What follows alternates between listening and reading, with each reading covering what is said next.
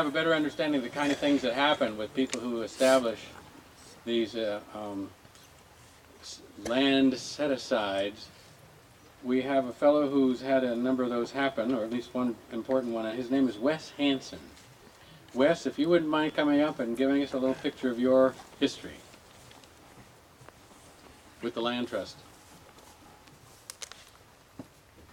Welcome, thanks.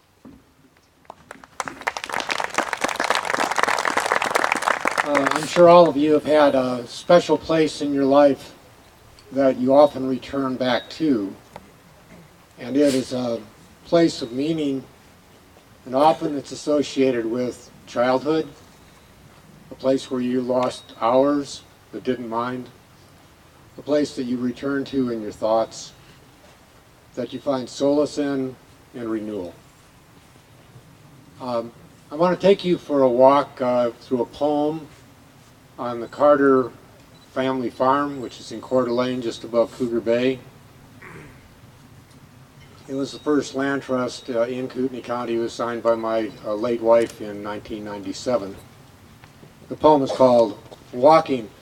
For those of you who are to my left, I would ask you to close your eyes. For those of you who are to my right, you automatically are closing your eyes because of the sun. I think that's when you begin to listen to the words, because our eyes are so versatile that it takes us away from concentrating on other senses.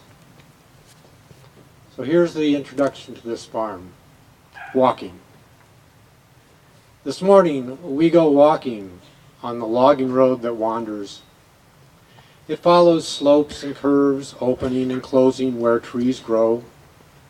The thistle flower has turned to seed fluff. Knapweed stalks cross tire ruts. It takes time to blend, leave care. You point at thorned blackcap vines, but do not touch them. Sense limits. For a while we find rhythm. The slough we walk beside is pockmarked where deer drank. I snap hanging branches and push a rotting log aside.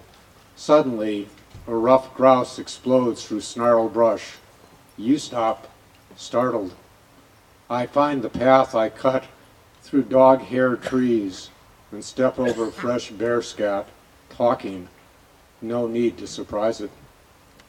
We stride along the sliding gate road. I pull some knapweed to prevent its spread. Some firs are thinning, dying.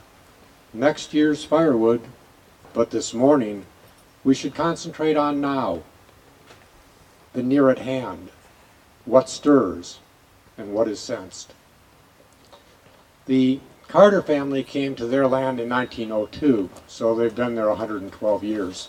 I think it's the fifth generation that's now has its eyes set on caretaking that land. The fencing was bought with egg money by my wife's grandfather. There was logging done with crosscut saws and axes in the 1930s.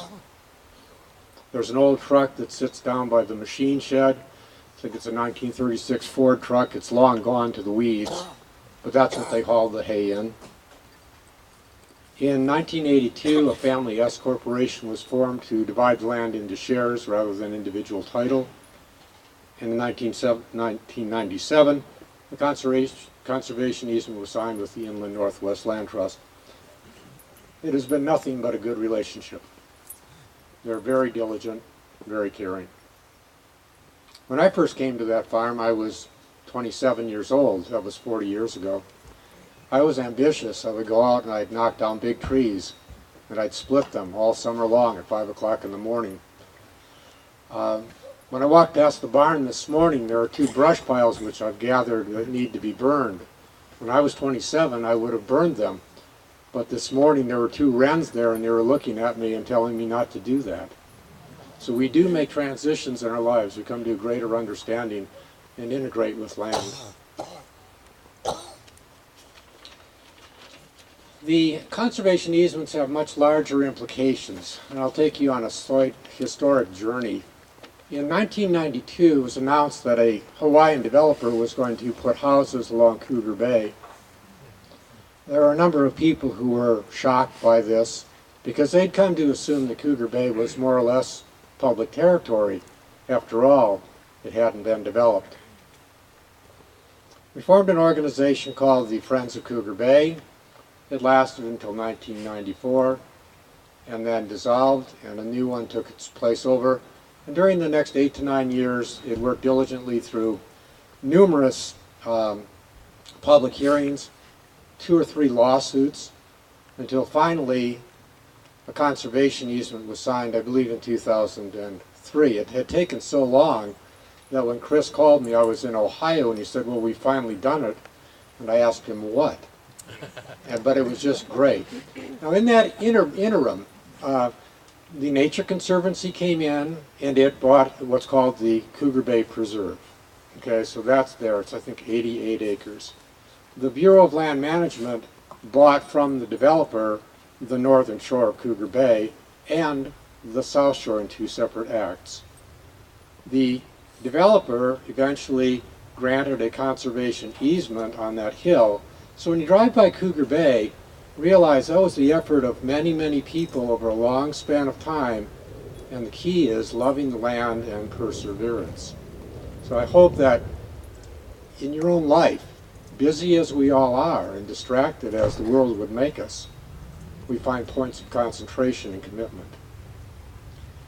The land trust really depends on 3 things: willing landowners who love the land, people like you who believe in its value and believe in its preservation, and you're sitting right in the middle of an example of it, even though this isn't quite there yet, and a stellar organization like the Inland Northwest Land Trust. That's what it takes, and it takes perseverance to do this, to love the land, to embrace it, and to make your individual life part of a greater effort. And I want to close my presentation with another poem called This Afternoon, kind of like bookend pieces. The morning we walked out and discovered, the afternoon we bring it together. If you don't have your eyes closed, please do. If you can't see me, keep your eyes closed. And thank you for your attention. This afternoon I wade through thigh-high grass, surprised my pant cuffs are not wet with evening dew. The meadow lies unworked, going back to woods, a pine tree at a time.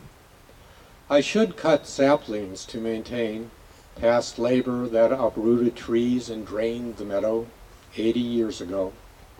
The wild encroaches, fresh elk droppings in the brushy tracks the pickup made, and short flights of juncos from tall grass. Nostalgia finds a strange relation between loafing and work. My fingertips touch grass points, and I think about plows and discs, the promise of seeds spread and pressed, the uniformity of green across the field, grass cut, turned, baled, and stubble contouring the land. I think about what is wild too, bounding deer scuds, the red tail screeching as it launches on lingering warm air, and that which is unseen, on which so much depends. And so much of this effort not only depends on landowners who love their land, but on people who really see in land trusts and the conservation easement movement a better future. And thank you for your attention.